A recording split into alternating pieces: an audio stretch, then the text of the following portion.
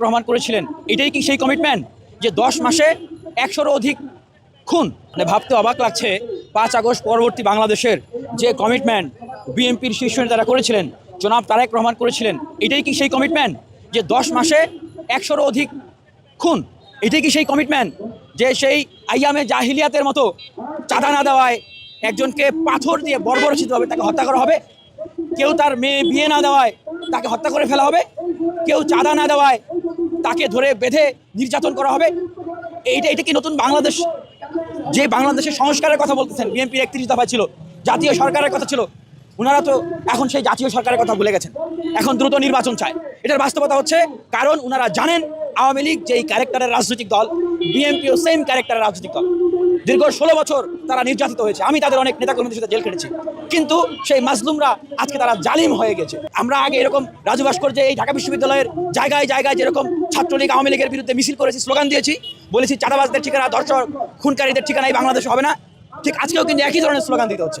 ছাত্র দল, যুব দল, শ্রমিক দল সহ বিএনপির নেতাকর্মীরা তারা যদি তাদের রাজনৈতিক সংস্কৃতিতে পরিবর্তন না আনে, তারা যদি পেশি শক্তি এবং কালো টাকার রাজনীতি থেকে বের হয়ে না আসতে পারে, এই 5 আগস্ট পরবর্তী নতুন বাংলাদেশ আসলে তাদের রাজনীতির জন্য নয়।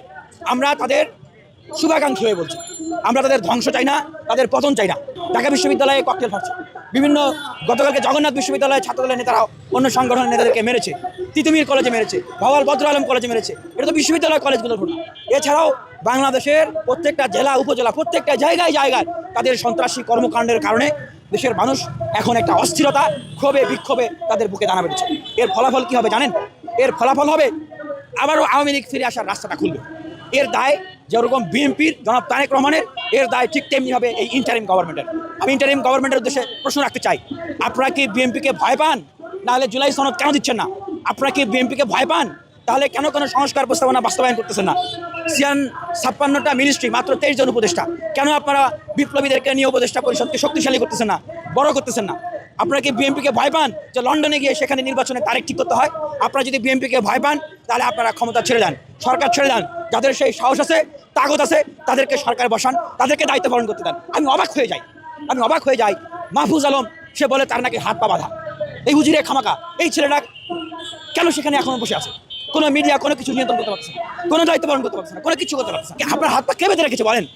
আপনার হাত পা কে বেঁধে রেখেছে? আমরা আওয়ামী লীগের সময় দেখতাম যে বিভিন্ন ট্র্যাপ করে বিভিন্ন মন্ত্রী এমপিদের হাত পা তারা বেঁধে রাখতো। আপনাদের কি কোনো ট্র্যাপ করে কি আপনার হাত পা বেঁধে রেখেছে? বলেন। আপনি জনগণের কাতারে চলে আসেন, পদত্যাগ করেন, আমরা নতুন করে আবার বাংলাদেশের শুভ সূচনা করবো। এবং এটা অনস্বীকার্য, আবার বলছি অনস্বীকার্য এবং অনস্বীকার্য, যদি এই 10 মাসে 150 খুন নির্বাচন হতে হতে হয়তো তারা সেই 2000 পার করে ফেলতে পারে। এটি অনস্বীকার্য।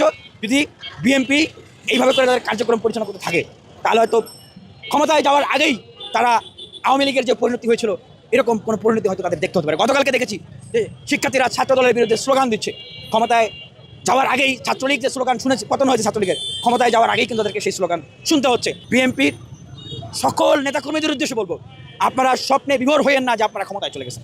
যারা এমপি মন্ত্রী হইতে চান, সিনিয়র লিডার, আপনারা ক্ষমতায় চলে গেছেন, সেই স্বপ্নে বিভোর হয়েন না। আর দেশের মানুষকে বলবো, আপনারা অন্ধবিশ্বাস করে না যে বিএনপি ক্ষমতায় চলে গেছে। ছাত্রলীগের যেই নেতারা বিগত 6 বছর 8 বছরে আমাদের উপর হামলা করেছে, অত্যাচার করেছে, তাদের কি পরিণতি হয়েছে? বগুড়ায় যারা হামলা করেছে নিজেরাই নিজেদেরকে গুলি করে মেরেছে।